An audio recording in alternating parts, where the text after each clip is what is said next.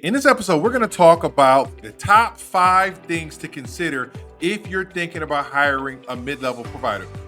Number 1, realize that hiring a mid-level provider is a long-term investment. It is probably going to be the biggest investment that you make outside of your space. It's kind of like when people talk about building a house, that it usually takes longer than you think and it costs more than you thought it was going to cost. Hiring a mid-level provider is going to be the same way. We think it's a great idea, but you want to be thinking longer term and consider it a long-term investment. Number 2, hiring a mid-level is going to require more management and more leadership for you as a doctor.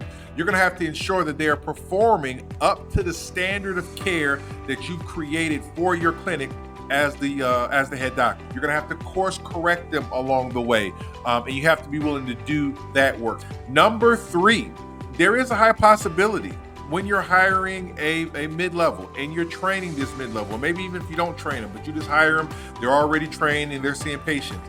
There is a possibility that you could be training your future competition. You have to be okay with that.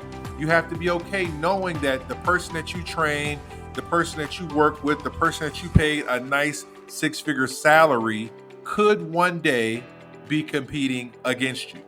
Number 4, one thing you have to consider is that hiring mid-levels, and as a doctor or a private practice owner of a dermatology clinic, but hiring mid-levels is frowned upon by many in the medical world. This video was not about us convincing somebody one way or another, should they hire a mid-level, should they not hire a mid-level. But here's one thing I will say.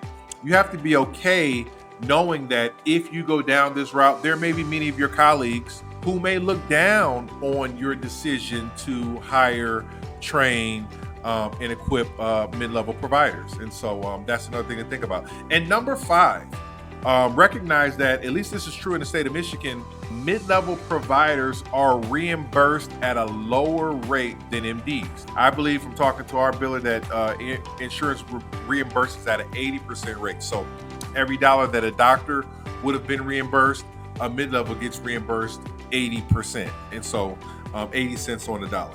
You want to recognize that hiring a mid-level is not a set it and forget it type of thing. It's not an instant profitability type of thing.